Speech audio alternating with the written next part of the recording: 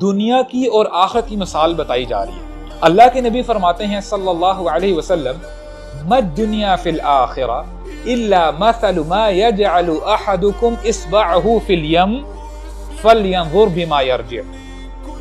کہ دنیا کی اور آخرت کی مثال ویسی ہی ہے کہ جیسے تم میں سے ایک شخص اپنی فنگر کو ڈپ کرے اوشن کے اندر اور دیکھے کہ اس کی انگلی واپس کیا لے کے آ رہی ہے۔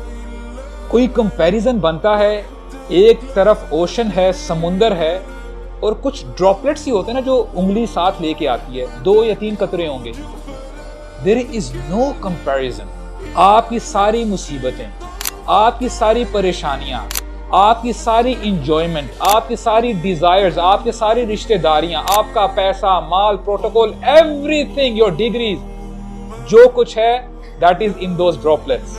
The actual ocean is on the other side۔